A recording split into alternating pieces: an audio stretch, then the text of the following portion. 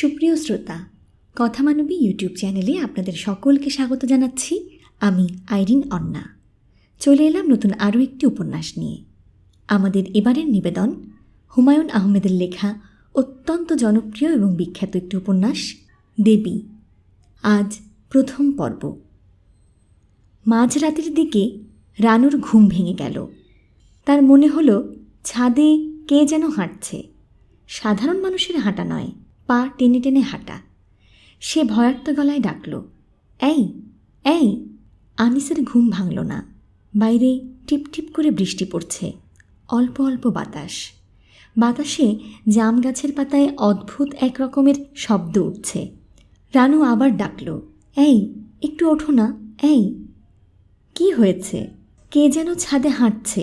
কি যে বলো, কে আবার ছাদে হাঁটবে? ঘুমাও তো প্লিজ, একটু উঠে বসো, আমার বড় ভয় লাগছে।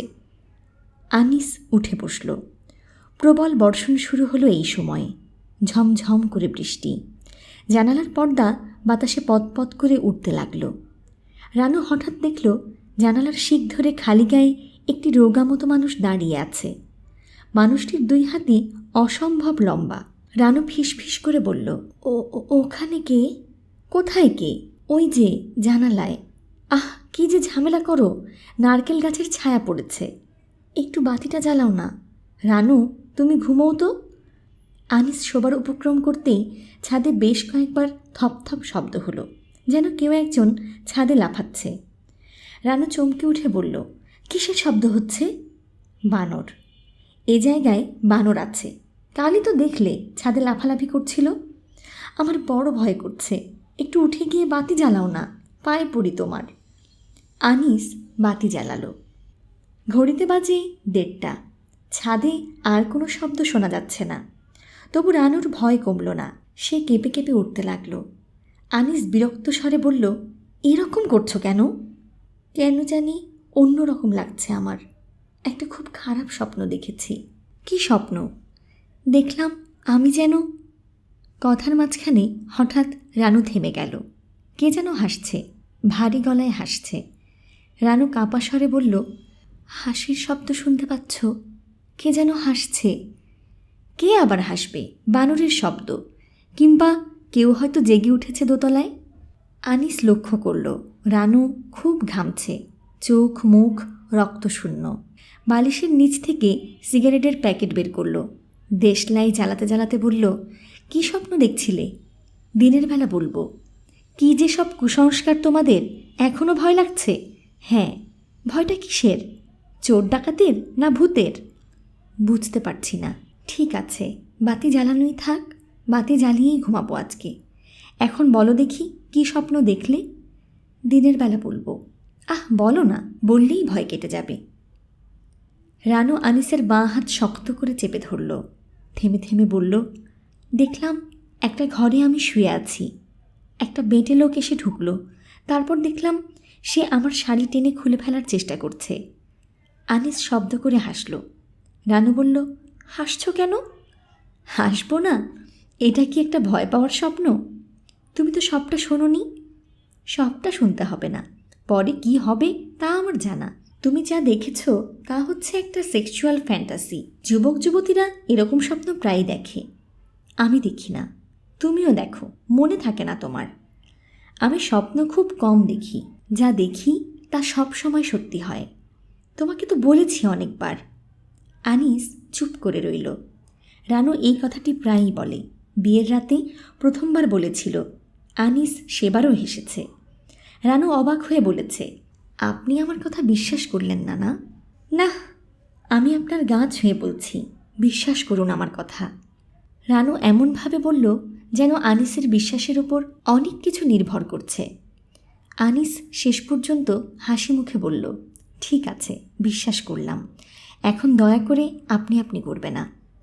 রানু ফিসফিস করে বলল, আপনার সঙ্গে যে আমার বিয়ে হবে সেটাও আমি জানতাম। এটাও স্বপ্নে দেখেছিলে? দেখলাম। একটি লোক খালি গায়ে দাঁড়িয়ে আছে।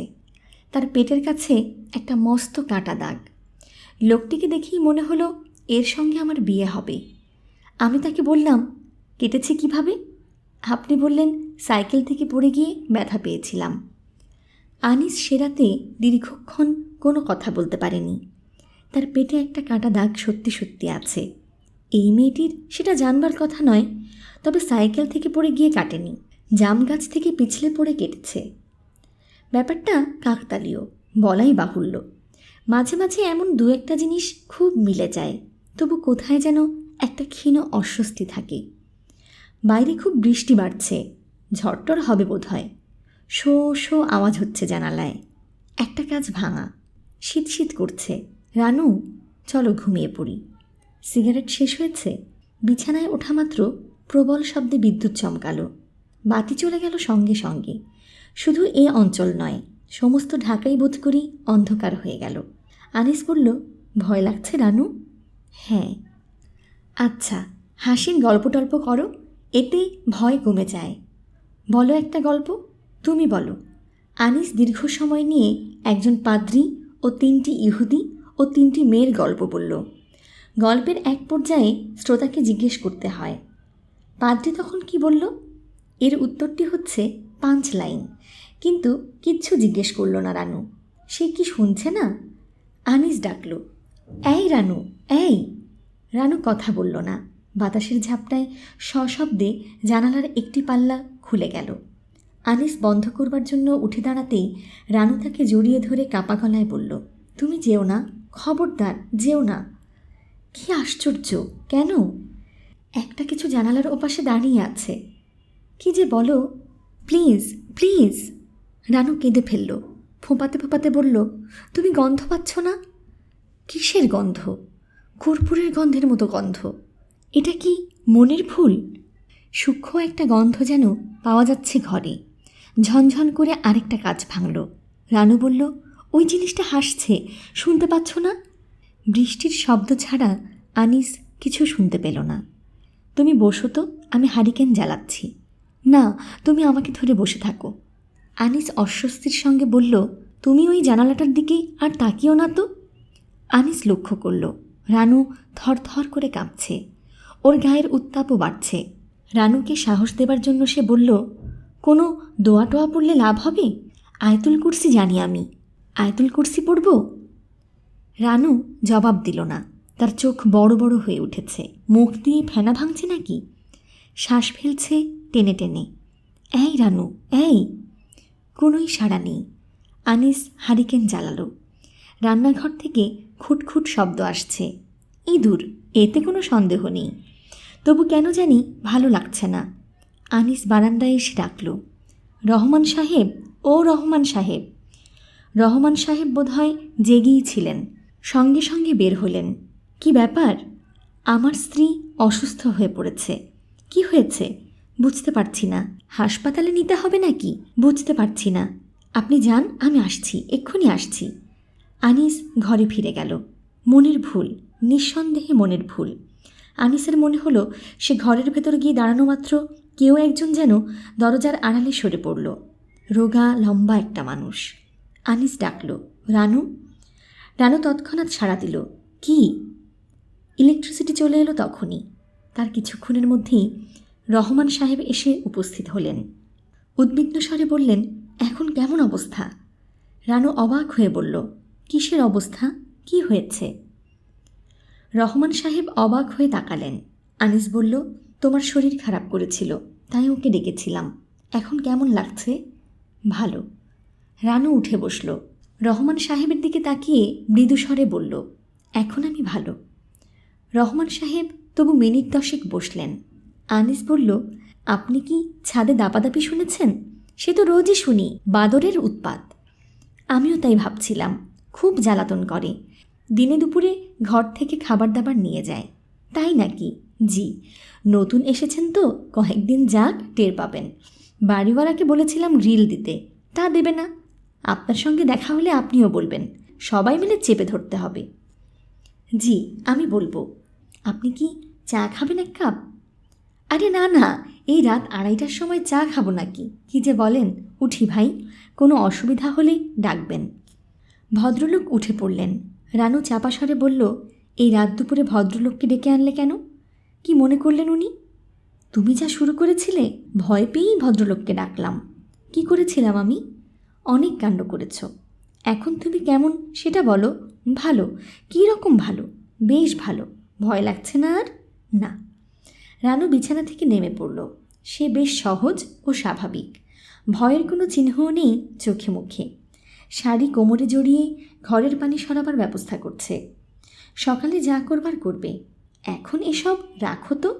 ইস, কি অবস্থা হয়েছে দেখো না। হোক, এসো তো এদিকে। রানু হাসি হাসি মুখে এগিয়ে এলো। এখন আর তোমার ভয় লাগছে না? না। জানালার পাশে কে যেন দাঁড়িয়েছিল বলছিলে? এখন কেউ নেই, আর থাকলেও কিছু যায় আসে না। আনিস দ্বিতীয় সিগারেটটা ধরালো। হালকা গলায় বলল, এক কাপ চা করতে পারবে? চা? এত রাতে? এখন আর ঘুম আসবে না, করো দেখি এক কাপ। রানু চা বানাতে গেল। কিছুক্ষণের মধ্যেই পানি ফোটার শব্দ হলো। বাইরে বৃষ্টি হচ্ছে ঝমঝম করে। রানু একা একা রান্নাঘরে। কে বলবে এই মেয়েটি অল্প কিছুক্ষণ আগে ভয়ে অস্থির হয়ে গিয়েছিল। ছাদে আবার ঝুপঝুপ শব্দ হচ্ছে। এই বৃষ্টির মধ্যে বানর এসেছে নাকি? আনিস উঠে গিয়ে রান্নাঘরে উকি দিল। হালকা গলায় বলল, ছাদে বড় ধূপধাপ শব্দ হচ্ছে।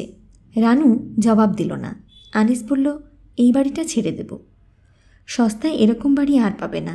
দেখি পাই কি না। চায়ে চিনি হয়েছে তোমার? হয়েছে। তুমি নিলে না? না, রাত দুপুরে চা খেলে আমার আর ঘুম হবে না। রানু হাই তুলল। আনিস বলল, এখন বলো তো তোমার স্বপ্ন বৃত্তান্ত। কোন স্বপ্নের কথা? ওই যে স্বপ্ন দেখলে একটা বেটে লোক। কখন আবার এই স্বপ্ন দেখলাম? কী যে তুমি বলো। আনিস আর কিচ্ছু বলল না। চা শেষ করে ঘুমোতে গেল। শীত শীত করছিল। রানু পা গুটিয়ে বাচ্চা মেয়ের মতো শুয়েছে। একটি হাত দিয়ে জড়িয়ে রেখেছে আনিসকে। তার ভারী নিঃশ্বাস পড়ছে। ঘুমিয়ে পড়েছে বোধহয়। জানালায় নারকেল গাছের ছায়া পড়েছে। মানুষের মতোই লাগছে ছায়াটাকে। বাতাসে গাছের পাতা নড়ছে। মনে হচ্ছে মানুষটি হাত নাড়ছে। ঘরের ভেতর মিষ্টি একটা গন্ধ। মিষ্টি কিন্তু অচেনা। আনিস রানুকে কাছে টেনে আনল। রানুর মুখে আলো এসে পড়েছে। কি যে মায়াবতী লাগছে। আনিস ছোট্ট করে নিঃশ্বাস ফেলল। ওদের বিয়ে হয়েছে মাত্র 6 মাস। আনিস এখনও অভ্যস্ত হয়ে ওঠেনি। প্রতি রাতেই রানুর মুখ তার কাছে অচেনা লাগে। অপরূপ রূপবতী একটি বালিকার মুখ, যাকে কখনো পুরোপুরি চেনা যায় না। আনিস ডাকল, রানু, রানু। কোনো জবাব পাওয়া গেল না। গাঢ় ঘুমে আচ্ছন্ন রানু। আনিসের ঘুম এলো না। শুয়ে শুয়ে ঠিক করে ফেলল, রানুকে ভালো একজন সাইকিয়াট্রিস্টের কাছে নিয়ে যেতে হবে। অফিসের কমলেন্দুবাবু এক ভদ্রলোকের কথা প্রায়ই বলেন। খুব নাকি গুণী লোক, মিসির সাহেব। দেখালে হয় একবার মিসির সাহেবকে। রানু ঘুমের ঘরে খিলখিল করে হেসে উঠল। অপ্রকৃতিস্থ মানুষের হাসি শুনলে ভালো লাগে না, গা ছমছম করে। ভদ্রলোকের বাড়ি খুঁজে বের করতে অনেক দেরি হলো। কাঁঠাল বাগানের এক গলির ভেতর পুরনো ধাঁচের বাড়ি। অনেকক্ষণ কড়া নাড়বার পর অসম্ভব রোগা এক ভদ্রলোক বেরিয়ে এলেন। বিরক্ত মুখে বললেন, কাকে চান? মিসির সাহেবকে খুঁজছি। তাকে কী জন্যে দরকার? জি, আছে একটা দরকার। আপনি কি মিসির সাহেব? হ্যাঁ, বলেন, দরকারটা বলেন। রাস্তায় দাঁড়িয়ে সমস্যার কথা বলতে হবে নাকি? আনিস অস্বস্তি বোধ করতে লাগলো। কিন্তু ভদ্রলোকের ভাবভঙ্গি এরকম যে বাইরেই দাঁড় করিয়ে রাখবেন, ভেতরে ঢুকতে দেবেন না। আনিস বলল, ভেতরে এসে বলি? ভেতরে আসবেন? ঠিক আছে, আসুন। মিসির সাহেব যেন নিতান্ত অনিচ্ছায় দরজা থেকে সরে দাঁড়ালেন। ঘন অন্ধকার। 3-4টে বেতের চেয়ার ছাড়া আসবাবপত্র কিছু নেই। বসুন আপনি। আনিস বসল। ভদ্রলোক বললেন, আজ আমার শরীর ভালো না, আলসার আছে, ব্যথা হচ্ছে এখন। তাড়াতাড়ি বলেন কি বলবেন। আমার স্ত্রীর একটা ব্যাপারে আপনার কাছে এসেছি। আপনার নাম শুনেই এসেছি। আমার নাম শুনে এসেছেন? জি। আমার এত নাম ডাক আছে তা তো জানতাম না। স্পেসিফিক্যালি বলুন তো কার কাছে শুনেছেন? আনিস আমতা আমতা করতে লাগলো। ভদ্রলোক অসহিষ্ণু স্বরে বললেন, বলুন, কে বলল? আমাদের অফিসের এক ভদ্রলোক, কমলেন্দুবাবু। আপনি নাকি তার বোনের চিকিৎসা করেছিলেন? ও আচ্ছা, চিনেছি, কমলেন্দু। শোনেন, আমি কিন্তু ডাক্তার না, জানেন তো? জি স্যার, জানি। আচ্ছা, আগে 1 কাপ চা খান, তারপর কথা বলবো। রোগীটি কে বললেন? আপনার স্ত্রী? জি। বয়স কত? 16-17। বলেন কি? আপনার বয়স তো মনে হয় 40-এর মতো, ঠিক না? আনিস শুকনো গলায় বলল, আমার 37। এরকম অল্প বয়সী মেয়ে বিয়ে করেছেন কেন? এটা আবার কেমন প্রশ্ন? আনিসের মনে হলো কমলেন্দুবাবুর কথা শুনে এখানে আসাটা ঠিক হয়নি। ভদ্রলোকের নিজেরই মনে হয় মাথার ঠিক নেই। একজন অপরিচিত মানুষকে কেউ এরকম কথা জিজ্ঞেস করে? বলুন বলুন, এরকম অল্প বয়সী মেয়ে বিয়ে করলেন কেন? হয়ে গেছে আর কি। বলতে চান না বোঝা যাচ্ছে। ঠিক আছে, বলতে হবে না। চার কথা বলে আসি, চা খেয়ে তারপর শুরু করব। ভদ্রলোক আনিসকে বাইরে বসিয়ে ভেতরে চলে গেলেন। তারপর আর আসার নামগন্ধ নেই। 8-9 বছরের একটি বাচ্চা মেয়ে 1 কাপ দারুণ মিষ্টি স্বরভাষা চা দিয়ে চলে গেল। তারপর আর কোনো সাড়া শব্দ নেই। দেখতে দেখতে সন্ধ্যা হয়ে যায়। আনিস বেশ কয়েকবার কাশল, 2বার গলা উঁচিয়ে ডাকল, বাসায় কেউ আছেন? কোনো সাড়া নেই। কী ঝামেলা! কমলেন্দুবাবু অবশ্য বারবার বলে দিয়েছেন, এই লোকের কথাবার্তার ঠিক ঠিকানা নেই। তবে লোকটা অসাধারণ। আনিসের কাছে অসাধারণ কিছু মনে হয়নি, তবে চোখের দৃষ্টি খুব তীক্ষ্ণ। এইটি অবশ্য প্রথমেই চোখে পড়ে, আর দ্বিতীয় যে জিনিসটি চোখে পড়ে সেটি হচ্ছে তার আঙুল। অস্বাভাবিক লম্বা লম্বা সব কটা আঙুল। এই যে অনেকক্ষণ বসিয়ে রাখলাম, না ঠিক আছে, ঠিক থাকবে কেন? ঠিক না। লোকটি এই প্রথমবার হাসল, থেমে থেমে বলল, আলসার আছে তো, ব্যথায় কাহিল হয়ে শুয়েছিলাম, অমনি ঘুম এসে গেল। আমি তাহলে অন্য একদিন আসি? না, এসেছেন যখন বসুন। চা দিয়েছিল? জি। বেশ, এখন বলুন কি বলবেন। আনিস চুপ করে রইল। এটা এমন একটা ব্যাপার যা চট করে অপরিচিত কাউকে বলা যায় না। ভদ্রলোক শান্ত স্বরে বললেন, আপনার স্ত্রীর মাথার ঠিক নেই, তাই তো? জি না স্যার, মাথা ঠিক আছে। পাগল নন? জি না। তাহলে আমার কাছে এসেছেন কেন? মাঝে মাঝে সে অস্বাভাবিক আচরণ করে। কী রকম অস্বাভাবিক? ভয় পায়। মাঝে মাঝেই এরকম হয়। ভয় পায়? তার মানে কি? কিসের ভয়? ভূতের ভয়। ঠিক জানেন ভয়টা ভূতের? জি না, ঠিক জানি না, মনে হয় এরকম। ভদ্রলোক একটা চুরুট ধরিয়ে খক খক করে কাশতে কাশতে বললেন, বর্মা থেকে আমার এক বন্ধু এনেছে, অতি বাজে জিনিস। আনিস কিছু বলল না, তবে এই ভদ্রলোকের স্টাইলটি তার পছন্দ হলো। ভদ্রলোক অবলীলায় অন্য একটি প্রসঙ্গ নিয়ে এসেছেন এবং এমনভাবে কথা বলছেন যেন আগের কথাবার্তা তার কিছুই মনে নেই। এরকম চুরুট 4-5টা খেলে যক্ষা হয়ে যাবে। আপনাকে দেব একটা? জি না, ফেলে দিতে মায়া লাগে বলে খাই। খাওয়ার জিনিস না, অখাদ্য। তবে হাভানা চুরুটগুলি ভালো। হাভানা চুরুট খেয়েছেন কখনো? জি না। খুব ভালো।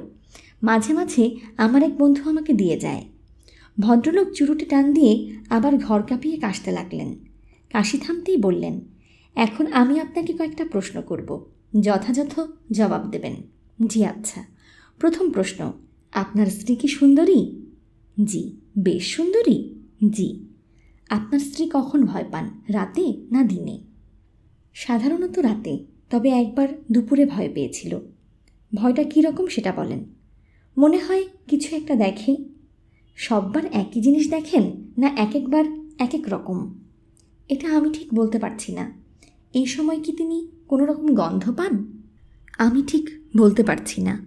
যখন সুস্থ হয়ে ওঠেন তখন কি তার ভয়ের কথা মনে থাকে? বেশিরভাগ সময়ই থাকে না, তবে মাঝে মাঝে থাকে। আপনার স্ত্রীর স্বাস্থ্য নিশ্চয়ই খারাপ? জি। উনি প্রথম কখন ভয় পেয়েছিলেন বলতে পারেন? জি না, তবে খুব ছোটবেলায়। প্রথম ভয়ের ঘটনাটা আমাকে বলুন। আমি সেটা ঠিক জানি না। আপনি অনেক কিছুই জানেন না মনে হচ্ছে। আপনার স্ত্রীকে একদিন নিয়ে আসুন। আনিস কিছুক্ষণ চুপ করে থেকে বলল, আমি তাকে আনতে চাই না। কেন চান না? সে খুব সেন্সিটিভ। সে যদি টের পায় যে তার এই অস্বাভাবিকতা নিয়ে আমি লোকজনের সঙ্গে আলাপ করছি, তাহলে খুব মন খারাপ করবে। দেখুন ভাই, আপনার স্ত্রীর সঙ্গে কথা না বলে কিছুই করা যাবে না। আপনার স্ত্রী অসুস্থ এবং আমার মনে হচ্ছে এই অসুখ দ্রুত বেড়ে যাবে। আপনি তাকে নিয়ে আসবেন। আনিস উঠে দাঁড়ালো, ক্ষীণস্বরে বলল, আপনাকে কত দেব? ভদ্রলোক বিস্মিত হয়ে বললেন, কমলেন্দুবাবু কি আপনাকে বলেননি আমি ফিজ নেই না? এই কাজটি আমি শখের খাতিরে করি, বুঝতে পারছেন? জি পারছি। তবে আপনি যদি ভালো গোলাপের চারা পান তাহলে আমাকে দিতে পারেন। আমার গোলাপের খুব শখ। সব মিলিয়ে 30টি ডিফারেন্ট ভ্যারাইটির চারা আমার কাছে আছে। একটা আছে দারুণ ইন্টারেস্টিং, ঘাস ফুলের মতো ছোট সাইজের গোলাপ। তাই নাকি?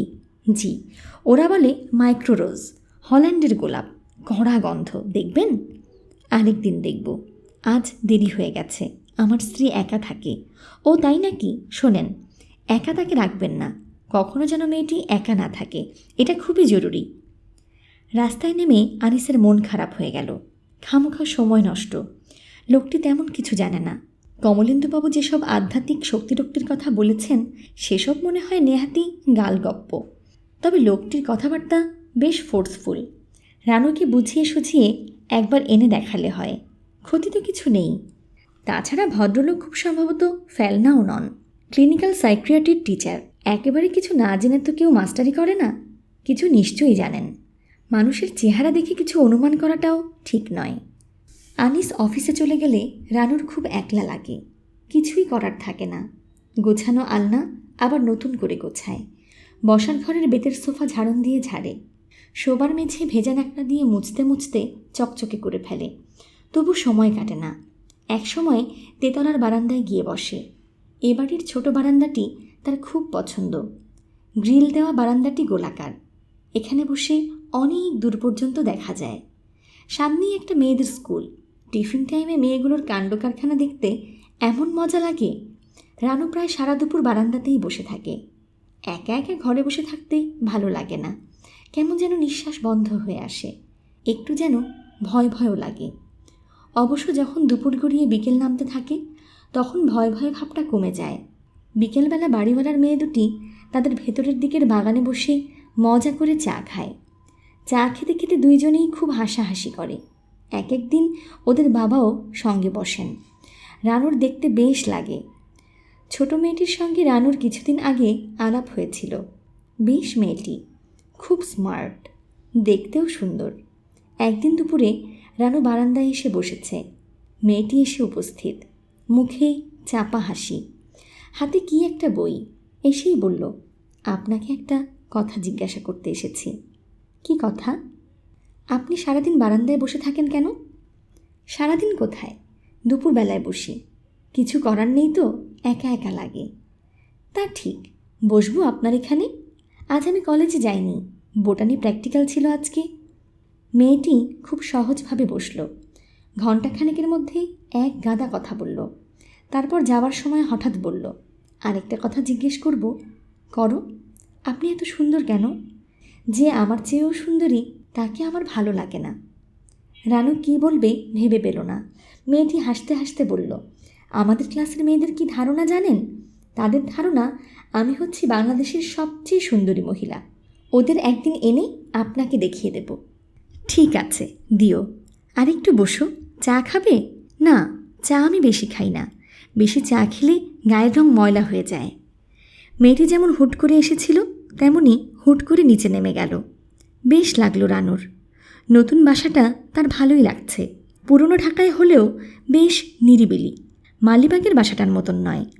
নিঃশ্বাস নেবার জায়গা ছিল না সেখানে। পাশ দিয়ে রাত দিন রিক্সা যাচ্ছে, গাড়ি যাচ্ছে, জঘন্য। এই বাসাটা ভেতরের দিকে। বাড়িওয়ালা ভদ্রলোকও বেশ ভালো মানুষ। প্রথম দিনেই আনিসকে বলেছেন, আমার বাড়ি ভাড়া দেবার দরকার নেই। টাকার জন্যেই তো বাড়ি ভাড়া, টাকা যথেষ্ট আছে। তবু 2 ঘর ভাড়াটে রাখি, কারণ এত বড় বাড়িতে মানুষ না থাকলে ভালো লাগে না। কবরখানা ভাব চলে আসে। তবে সবাইকে আমি বাড়ি ভাড়া দিই না। আপনাকে দিচ্ছি কারণ আপনাকে পছন্দ হয়েছে। ভাড়াও খুব কম, মাত্র 600 টাকা। 3 রুমের এত বড় একটা বাড়ি 600 টাকায় পাওয়া ভাগ্যের ব্যাপার। রানু এখানে এসে হাঁফ ছেড়ে বেঁচেছে। তার সবচেয়ে পছন্দ হয়েছে বাথরুম। বড় ঝকঝকে একটা বাথরুম। বাসাটা রানুর খুব পছন্দ হয়েছিল। আনিস যখন বলল, কি নেব, পছন্দ হয়? হয়। ভালো করে ভেবে বলো নেব কি না। 2 দিন পর যদি বলো পছন্দ না, তাহলে মুশকিলে পড়ব। মালিবাগের বাসাটা ভালো ছিল, শুধু শুধু বদলালাম। এই বাসাটাও ভালো। রানু খুব খুশি মনে নতুন বাসা সাজালো। নিজেই পর্দা কিনে আনলো, সারা রাত জেগে সেলাই করলো। তার উৎসাহের সীমা নেই। বুঝলে রানু, সবার সঙ্গে মিলেমিশে থাকবে, অন্যদের বাসায় যাবে টাবে।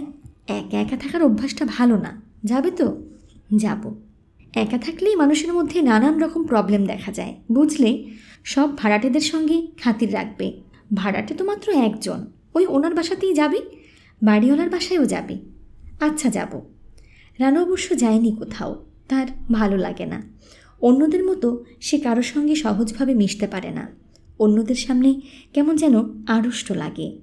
বারান্দার বেতের চেয়ারটাতে বসে থাকতেই বেশি ভালো লাগে। দুপুরটাই যা কষ্টের, দুপুরটা কেটে গেলেই অন্যরকম একটা শান্তি লাগে। কিন্তু আজকের দুপুরটা দীর্ঘ, কিছুতেই আর কাটছে না। বারান্দায় বসে থাকতেও ভালো লাগছে না। মেয়েদের স্কুলটাও কী কারণে যেন বন্ধ। চারদিকে চুপচাপ, বড্ড ফাঁকা। কিছুক্ষণ শুয়ে থাকলে কেমন হয়। ঘরের ভেতরটা কেমন যেন অন্ধকার। রানু ভেতরে ঢুকে জানালার পর্দা ফেলে দিল। অনেকখানি অন্ধকার হয়ে গেল। অন্ধকার ও চুপচাপ। আর তখন স্পষ্ট গলায় কেউ ডাকল, রানু, রানু। কয়েক মুহূর্ত রানু নড়ল না, অপেক্ষা করতে লাগলো। কিন্তু যে ডেকে উঠেছে সে দ্বিতীয়বার আর ডাকল না। রানুর এরকম চারদিকের স্তব্ধতার মধ্যে একজন অশরীরী কেউ ডেকে ওঠে। অসংখ্যবার শুনেছে এই ডাক। কে সে? কোত্থেকে আসে সে? রানু ফিসফিস করে বলল, কে? কোনো জবাব পাওয়া গেল না। কে তুমি? জানালার পর্দাটা শুধু কাঁপছে। বিকেল হয়ে আসছে। রানু ছোট একটা নিঃশ্বাস ফেলে বারান্দায় এসে দাঁড়ালো। নিচের বাগানে বাড়িওয়ালার বড় মেয়েটি হাঁটছে। নীলু বোধহয় ওর নাম। এই মেয়েটি তার বোনের মতো নয়, গম্ভীর, কথাবার্তা প্রায় বলেই না। তবুও ওকে দেখলেই রানুর মনে হয় মেয়েটি বড় ভালো, মায়াবতী মেয়ে। রানু দেখল বিষণ্ণ ভঙ্গিতে মেয়েটি একা একা বসে আছে। তার ইচ্ছে হলো নিচে নেমে ওর সঙ্গে কথা বলে, কিন্তু সে গেল না। সুপ্রিয় শ্রোতা, এই ছিল প্রথম পর্বটি। পরবর্তী পর্বটি পেতে কথা মানবী ইউটিউব চ্যানেলটি সাবস্ক্রাইব করে পাশে থাকা বেল আইকনটি অন করে নিন। আর আমাদের কাজগুলো যদি আপনাদের ভালো লেগে থাকে তবে লাইক, কমেন্ট এবং শেয়ার করে বন্ধুদের মাঝে ছড়িয়ে দেবার অনুরোধ রাখছি। সকলে খুব ভালো থাকুন, সুস্থ থাকুন, আনন্দে থাকুন, নিরাপদে থাকুন।